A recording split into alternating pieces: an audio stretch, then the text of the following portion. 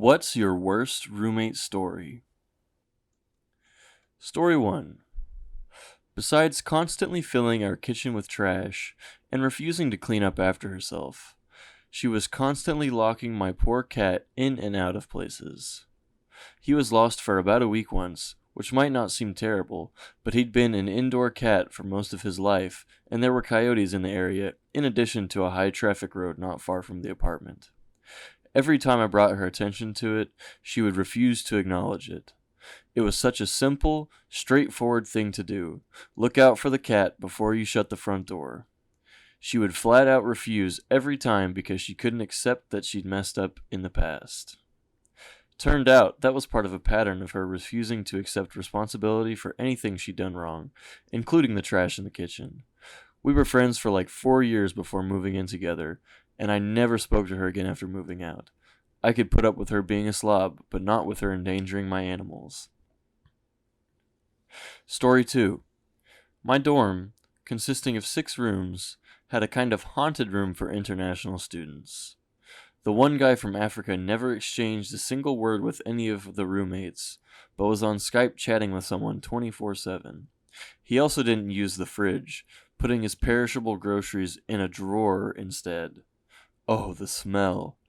After him, we had a weed enthusiast who disappeared one day, leaving all the stenches, but also his belongings behind.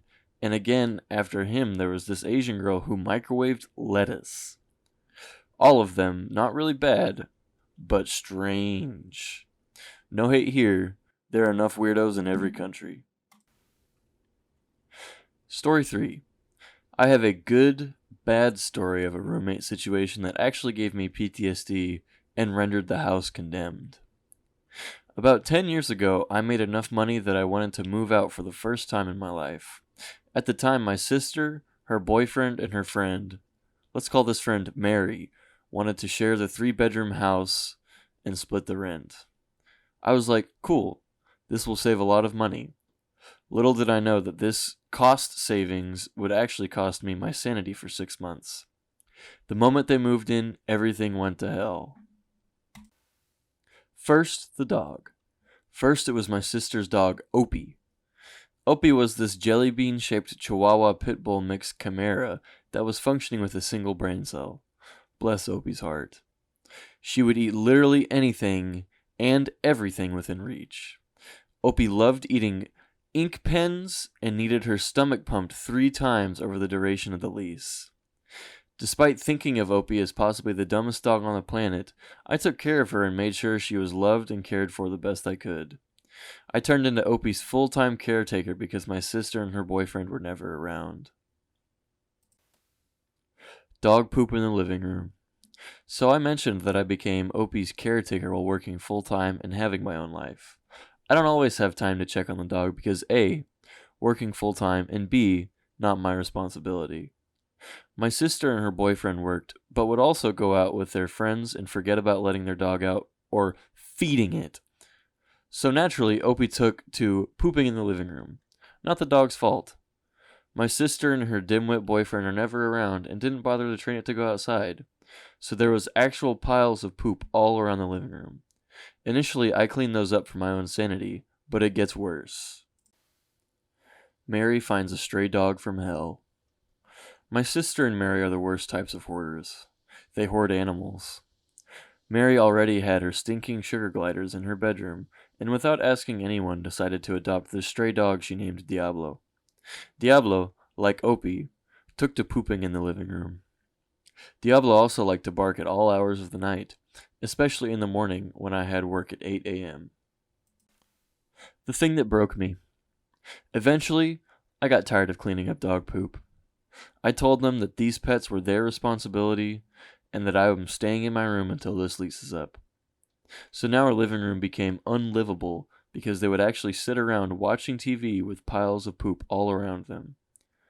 I was either out of the house or stayed in my bedroom when I had to be there. The house was starting to smell like a moldy barn, and the floor was rotting away. The sugar gliders got free, and that whole thing ended with busted out windows and a huge hole in the hallway wall. At this point, I broke the lease because it looked and smelled like a cracked in, minus the actual crack. It was a trap house for mentally unwell animal holders. Months later, the house was actually condemned. I never want roommates again. Story 4. I had a good friend who needed a roommate, and I was being told I had to leave my house. At first, it was okay, but after a few months, I started dating a guy. We kindly asked for privacy the few nights we'd been there, and she'd say okay, but she would come home during the date and locate us and barge in. When that wasn't working to her plan, she would call my controlling mom and say she couldn't get a hold of me and that I wasn't home, just so my mom would constantly call myself. After that, the guy and I broke up. On top of that, she was stealing items from me to pawn, not paying rent, and had her dog hump every piece of furniture we had. Last roommate ever. Story 5. I had to work abroad for 3 months. I came home to discover that the bathroom light bulb had blown out just after I left. My roommate felt she couldn't change it herself, so she called an electrician.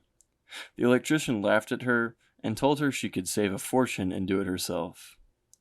She still hadn't done it by the time I got back. Needless to say, I fixed it in about 5 minutes. It would have been sooner, but I couldn't stop chuckling at the thought of her pooping in the dark for months. Story 6. Actually, I'm always the worst roommate. Story 7. They used my rent money to buy drugs. Kept pressuring me to sign on to the lease, even though they weren't paying rent. I moved out, got my own place, and my food budget dropped because my food wasn't being eaten and I wasn't having to eat out as often. My rent more than doubled, but my cost of living saved me money.